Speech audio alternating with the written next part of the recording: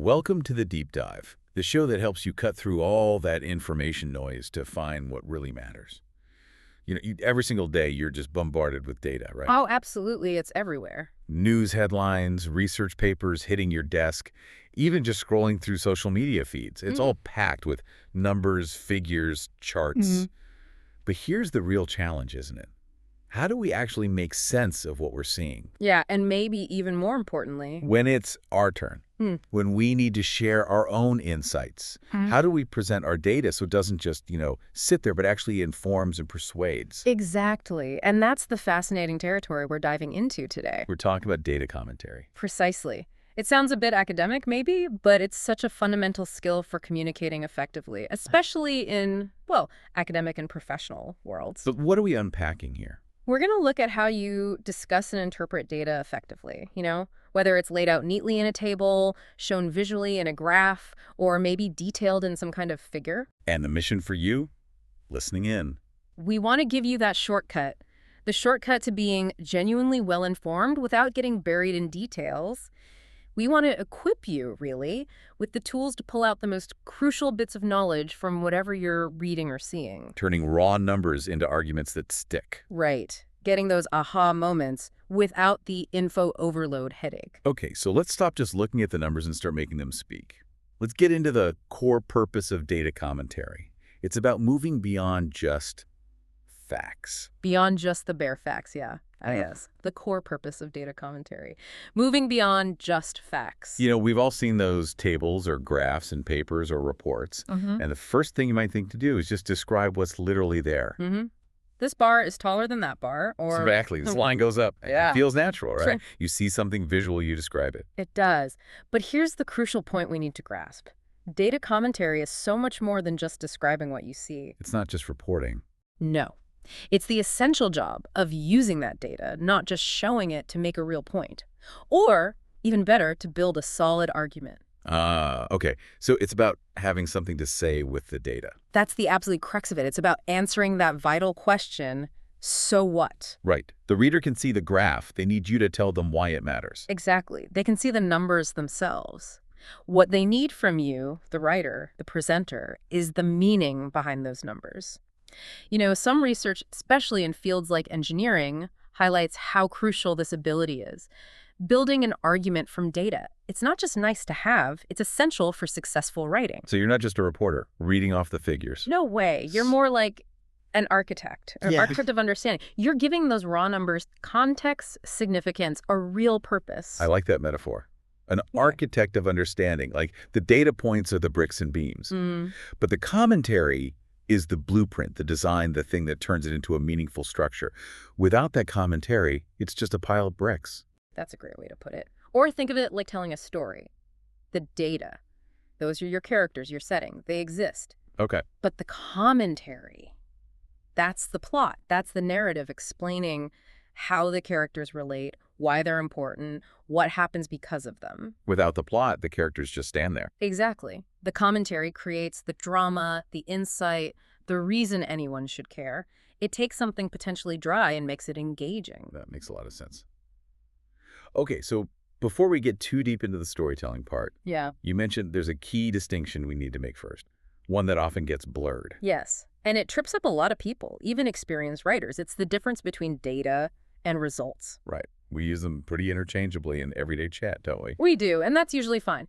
But in academic writing or professional reports, they have very distinct meanings. And ignoring that difference, it can actually sort of undermine your authority. Okay, so let's clarify. What is the difference, technically speaking? It's not just about words, it's fundamental.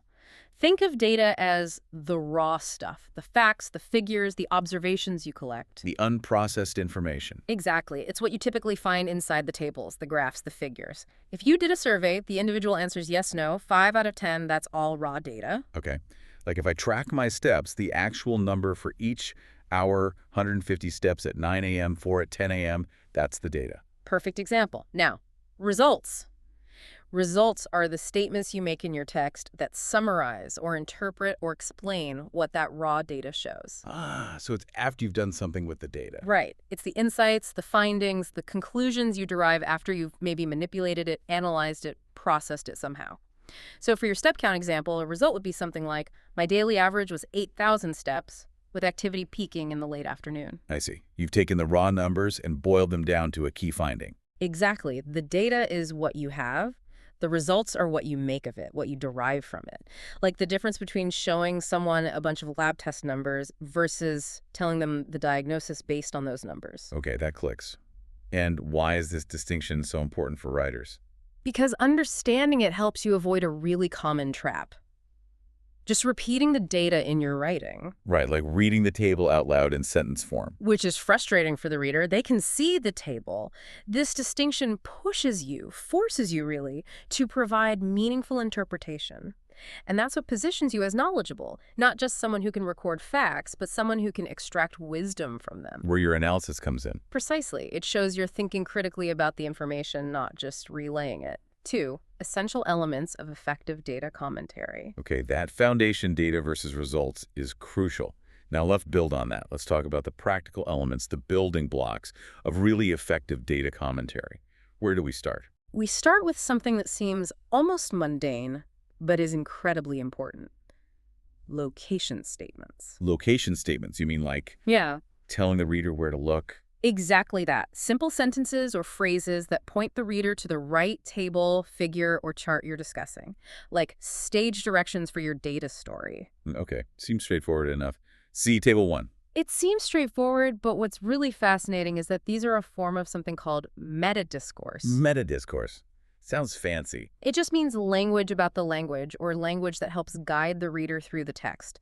These location statements, even if the reader already glanced at the table, they're still expected. They're like a roadmap, connecting your words to the visual proof. So they're necessary signposts. Absolutely. And there are different ways to phrase them, different patterns, and each one subtly changes how prominent that visual reference feels. Okay, patterns. Let's break those down. Because tiny wording choices can have a real impact, can't they? They really can. Let's look at maybe 4 common ones. Pattern A, you could call it the prepositional phrase pattern. Here, the reference comes at the end, often in a phrase like in Table 3. Example, the participation rates increase significantly in Table 3. The focus is more on the rate increase. Less focus on the table itself. Right. Now, pattern B, the grammatical subject, and get this, research suggests this one is often the most frequent and maybe the most powerful. How so? Here, the table or figure becomes the subject of the sentence, like, Table 3 shows the significant increase in participation rates.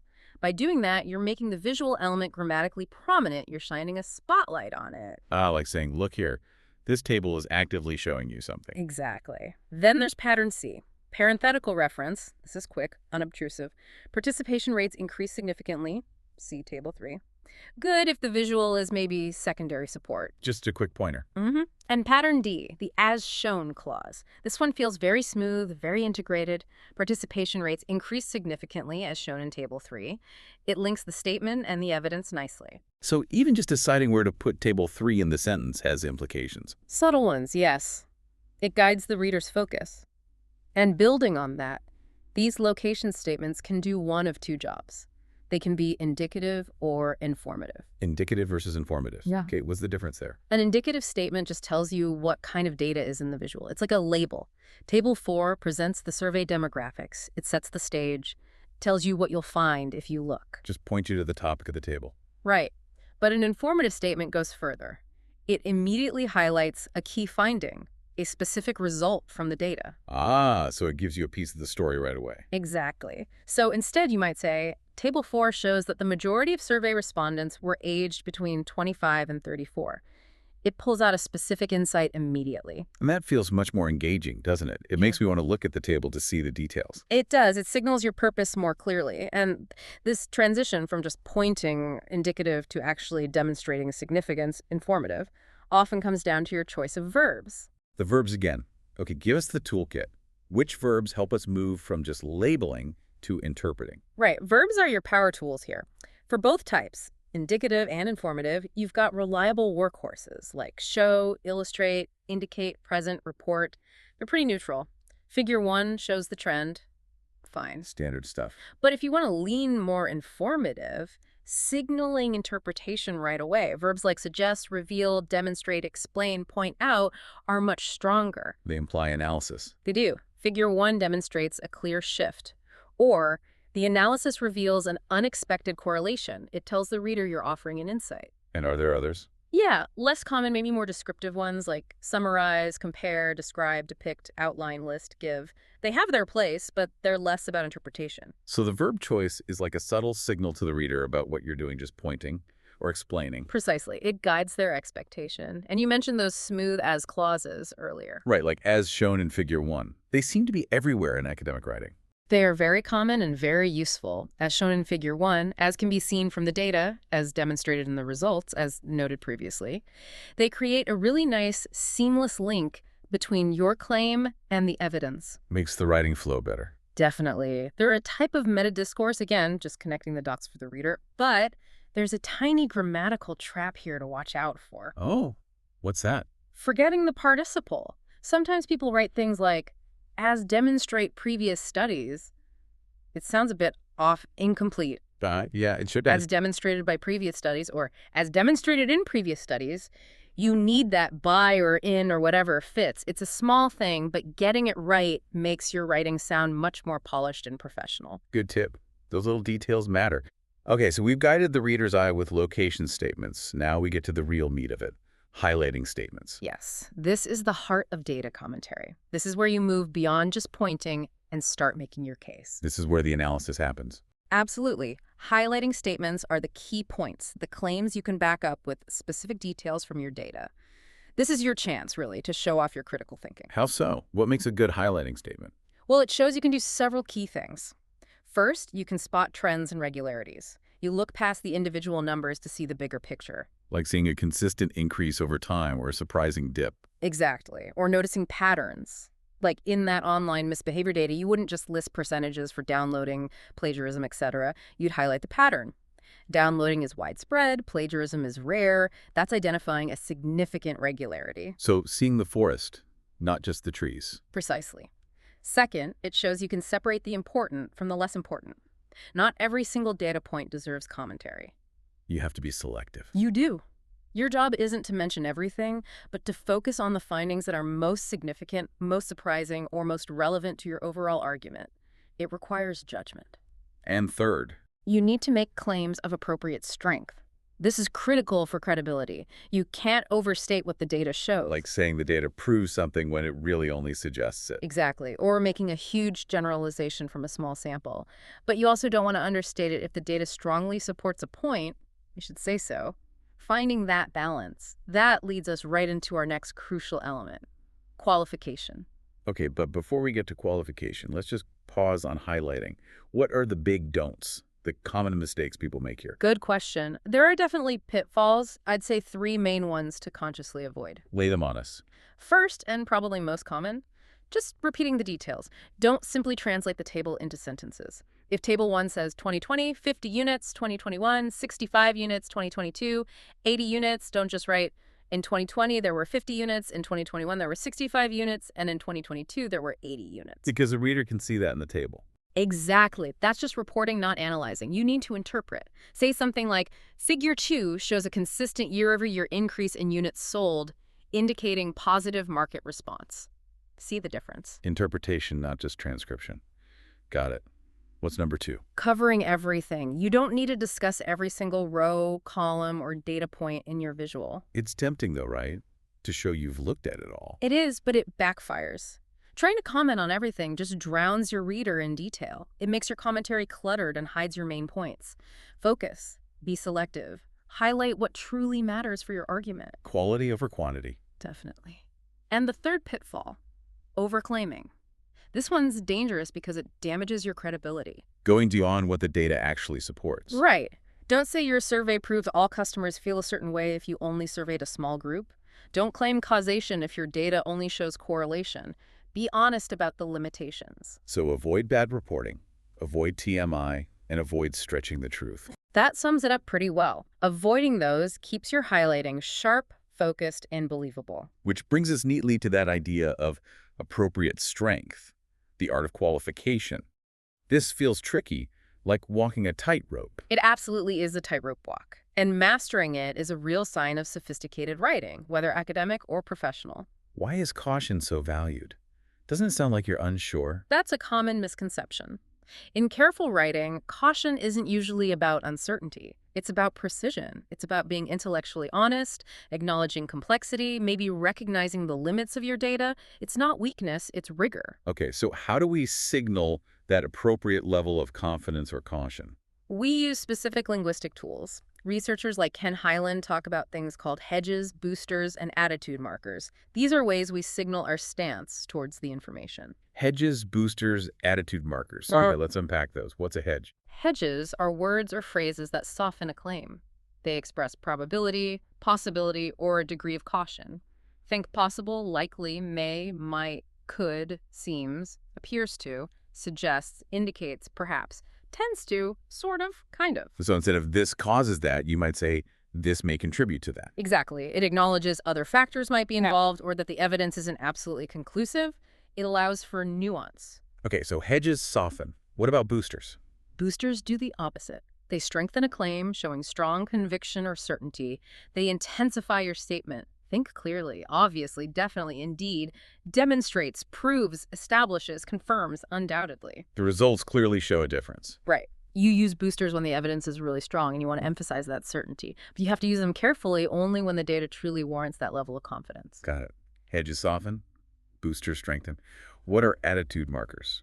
Attitude markers signal your evaluation or opinion about the information. They tell the reader how you feel about the finding. Words like important, interesting, surprising, alarming, unfortunately, remarkably. So you might say, surprisingly, the control group showed significant change. Precisely. It flags the finding as unexpected or noteworthy from your perspective. It adds a layer of interpretation based on your judgment. That's really interesting. So we're constantly making these subtle choices. And I remember reading somewhere that different fields, different academic disciplines, actually use these features differently. They absolutely do. It's fascinating. Highland's research, for instance, looked at how often hedges and boosters appear in different fields. What did it find? Fields like philosophy or sociology, they tend to use a lot of hedges and boosters. Why would that be? Well, think about it. They often deal with complex theories, debates, interpretations of society or human thought where absolute proof is rare. So they use hedges to acknowledge other views and boosters to argue strongly for their own position within those ongoing debates. Makes sense. What about other fields, like science or engineering? They tend to use fewer, especially boosters. Their style is often more direct, focused on presenting empirical findings seen as more, well, objective. Not that they don't use them, but the frequency and perhaps the type might differ. So good writing style isn't one size fits all. It depends on the expectations of your field.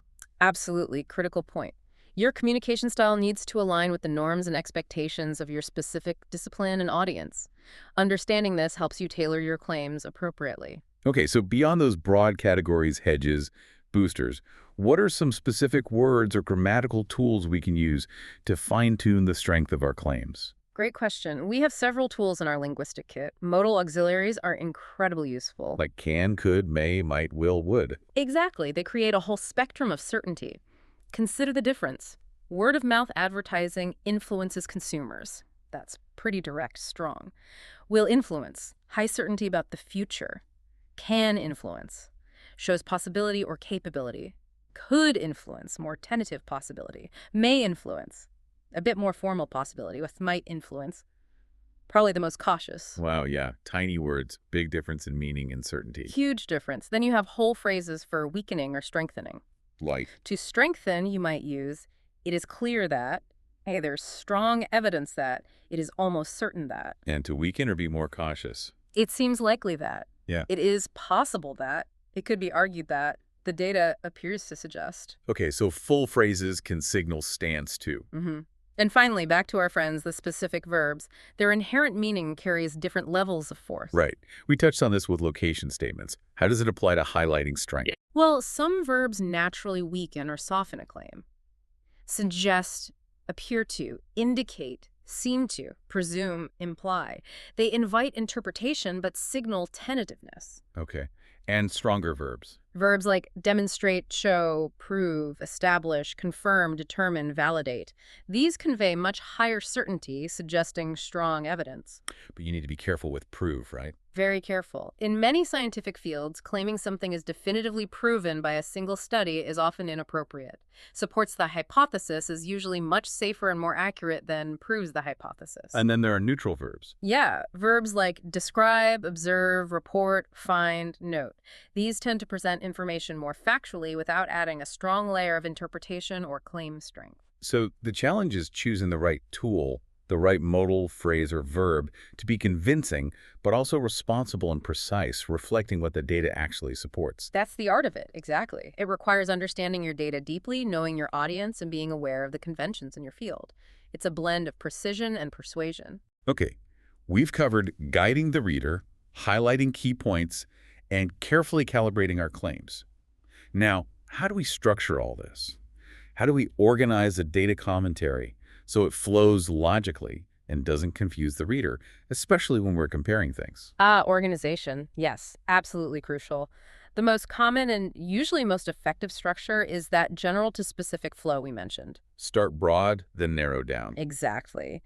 You typically start with a general statement summarizing the main finding or the overall picture presented in the data. Then you dive into the more specific details, the comparisons, the nuances that support that main finding. And maybe zoom back out at the end. Sometimes, yes. You might end with a concluding sentence that reinforces the main point, or maybe hints at broader implications. This structure is especially vital when you're dealing with comparative data. Like comparing results between different groups, men versus women, different age brackets, experimental versus control groups. Precisely. Or comparing data points over time.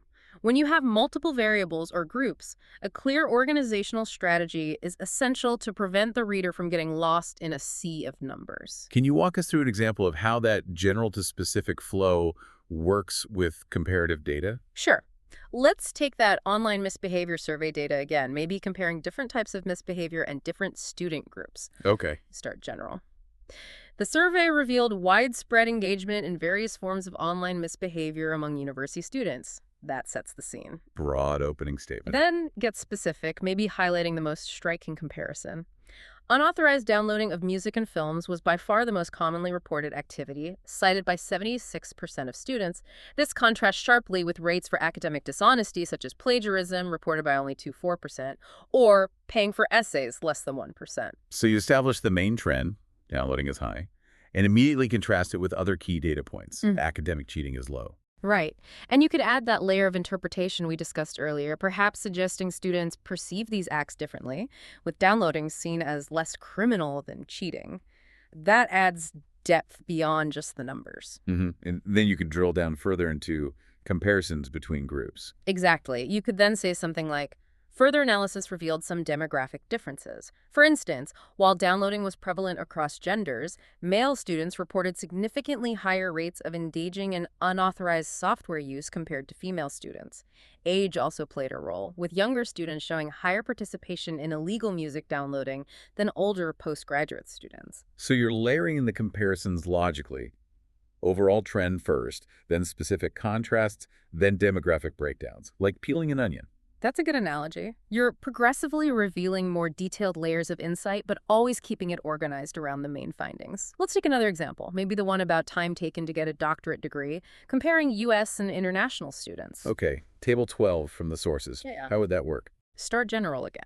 The data indicates that, on average, U.S. students complete their doctoral programs faster than international students across most fields.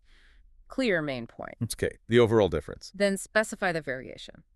However, the magnitude of this difference varies considerably by discipline. The gap is relatively small in the humanities, a median difference of 0.4 years, but much larger in fields like education, a median difference of 3.8 years. So qualifying the general statement with specific details. Exactly. Then you could add another layer, maybe gender. Within specific fields, gender differences also emerged. For example, in the social sciences and education, female students, both U.S. and international, generally took longer than their male counterparts, whereas in the physical sciences, completion times were more similar. Adding another dimension to the comparison. And again, you could then move to interpretation, like the text did, suggesting why these differences might exist. Factors like language barriers for international students, academic adjustment, maybe even differences in advising quality. So it's not just what the differences are, but exploring the potential reasons behind them. That's often where the richest commentary lies. It transforms the data from a set of observations into a basis for understanding complex issues. This structured approach keeps the reader following your logic clearly. That makes sense. It prevents the commentary from becoming just a random list of observations. Okay, so we've talked a lot about tables and survey data. What about graphs? They tell visual stories in a different way, often showing trends over time. Do the same principles apply? The core principles, location statements, highlighting, qualification, organization, absolutely still apply. You still need to guide the reader, point out key features, make appropriately strong claims, and structure your comments logically. But the language must be different, right? You're describing lines and shapes, not just numbers and cells. Exactly. Discussing graphs requires a specific vocabulary to describe visual trends accurately. You need words to talk about movement and stability. Okay, what are the essentials if a line is going up? You'd use verbs like increase, rise, grow, climb, or nouns like an increase, a rise, growth, for sharp upward movement, maybe surge or spike. And for downward movement? Verbs like decrease, fall, decline, drop, nouns like a decrease, a fall, a decline, for sharp drops, plunge, or steep fall. You can also talk about a downward trend. What if it stays flat? You'd say the value remains steady, remains stable, leveled off, plateaued. And the high and low points. Those are the peak, the highest point, and the low point or trough, the lowest point. You can also talk about fluctuations if it goes up and down a lot. And you need words for how fast things change. Yes, adjectives like gradual, rapid, sharp, steady, slight, significant. And adverbs like gradually, rapidly, sharply, steadily, slightly, significantly. Okay, that's a good toolkit. Well. Can we see it in action? How would you use this vocabulary to discuss some example graphs? Sure. Let's imagine a graph showing CO2 emissions over centuries, like figure 9 in the sources. You might say, figure 9 shows that CO2 emissions remained relatively stable for centuries before the Industrial Revolution. Following this period, emissions began to increase sharply, peaking in the late 20th century before showing signs of leveling off in some regions. So you're using that specific vocabulary to narrate the trends shown in the line. Precisely. Or take figure 10 about sense of humor perception across age. You might analyze it by saying, perceived sense of humor appears to peak in early adulthood, according to figure 10, followed by a gradual downward trend throughout middle and later life. This prompts questions about why that perception changes. Okay, one more. Maybe something more technical, like that hand-skin temperature graph during exercise, figure 12. Right. That one's great for showing comparisons using graph language. You could describe the general pattern first. As shown in figure 12, hand skin temperature exhibited an initial decrease at the onset of exercise, followed by a gradual increase as exercise continued. Okay, the basic shape of the curves. Then the comparison. However, the glove with phase change materials resulted in a more pronounced initial drop in temperature compared to the standard glove. Furthermore, throughout the sustained exercise period, the phase change material maintained a consistently lower average temperature, indicating more effective thermal regulation. So you're using comparative words, more pronounced, lower, more effective, tied directly to the visual evidence in the graph lines. Exactly. The specific vocabulary allows you to translate those visual differences into precise, meaningful statements about performance or trends. It brings the graph to life with interpretation. 3. Practical application and listener takeaways. This has been incredibly thorough. We've gone from the basics of data versus results all the way to the specific language for describing graphs. For you, our listener, how does all this translate beyond just writing academic papers? Why does mastering this language of data commentary matter in, well, everyday life? That really is the crucial takeaway, isn't it? Because these skills are highly transferable. First off, understanding these principles makes you a much, much savvier consumer of information. How so? Think about all the data thrown at you daily. News reports with charts, infographics online, maybe even ads using statistics. When you understand data commentary, you start looking critically. You ask yourself, okay, they're showing me this number, but are they explaining why it matters? Are they just describing or interpreting? Are their claims maybe stronger than the data allows? So you can spot weak arguments or misleading presentations more easily. Exactly. You can see if they're using appropriate hedges or maybe overusing boosters. You can ask if they're highlighting selectively to push an agenda. It helps you filter the noise and identify genuinely credible information versus, well, spin. It's like developing a data literacy superpower. It kind of is. It helps you navigate the world with a more critical eye. And the flip side is it makes you a more effective communicator. In what ways? not just in formal writing. Not at all. Think about work presentations, team meetings, project proposals, even just explaining a complex idea to someone. When you know how to comment on data effectively, you move beyond just dumping numbers on people. You can build a story. You can build a convincing narrative. You know how to select the most important points, how to phrase your claims with the right degree of certainty, how to connect the dots for your audience. You learn to avoid those pitfalls, just repeating details, overwhelming people, or making claims you can't back up. So it makes your arguments clearer, more focused, more persuasive. Absolutely. It helps you get your message across with impact and credibility, whatever the context. And ultimately, this positions you differently. How do you mean? It helps position you as someone who doesn't just have information, but truly understands it. When you consistently show good judgment in selecting, presenting, and interpreting data, people see you as knowledgeable, capable, insightful. Not just a fact collector, but an analyst, a thinker. Exactly. You become someone whose insights are valued, someone who can contribute meaningfully to discussions and decisions. At the end of the day, being able to comment effectively on data is a fundamental skill for understanding our complex world and for making your own voice heard within it. It really empowers you both to understand and to contribute. It really does. Well, this has been an incredibly useful deep dive, really unpacking the art and science behind making data speak clearly and powerfully. Indeed. It's about that blend, clear description, yes, but also sharp interpretation and that careful, precise qualification. It's about giving your data the narrative it needs to tell its most important story. So a final thought for you, our listener, to take away and maybe mull over. The next time you encounter a chart, a graph, a table, maybe in the news, maybe at work, maybe even scrolling online, don't just glance at the visual or read the headline plain. Pause for a second. Actively consider, how is the author guiding my eye? What specific data points are they choosing to highlight? And maybe what are they leaving out? And how are they phrasing their claims? Are they cautious? Are they certain? What new questions does looking through that critical lens raise for you about the information you consume every single day? Được thành lập 2018 bởi nhóm giáo viên đã có nhiều năm công tác tại các trung tâm lớn uy tín ở thành phố Hồ Chí Minh. IELTS FOCUS không chỉ có các bạn học viên giỏi là các bạn tiến sĩ, bác sĩ, nghiên cứu sinh, các bạn học trường chuyên, mà còn có các bạn học sinh lớp thường đạt được điểm số IELTS và TOEIC cao nhờ vào phát triển được năng lực tiếng Anh thực thụ. Khác biệt với các trung tâm lớn, đông đúc, dùng chung một quyển giáo trình rập khuôn cho hàng ngàn học viên, lúc đi thi gây nhàm chán cho giám khảo chấm điểm. Đa số các chương trình online hay học trực tiếp tại thành phố Hồ Chí Minh của IELTS FOCUS chỉ tầm 3 đến 7 học viên, dễ dàng theo sát các bạn, giúp tối đa hóa điểm số nhờ tích hợp nhiều phương pháp trong suốt quá trình giảng dạy. 100% lớp học luyện đề được hướng dẫn bởi thầy Quốc Khánh, IELTS 8.5, Reading 9.0, Listening 9.0 và không có ban điểm nào dưới 8. Các bạn có thể theo học tại quận 6, quận 2, quận 9 và quận 11. Nếu các bạn ở xa, có thể chọn hình thức học online, giáo viên vẫn có thể theo sát được các bạn vì sĩ số lớp vừa phải. Waves rolling in so slow.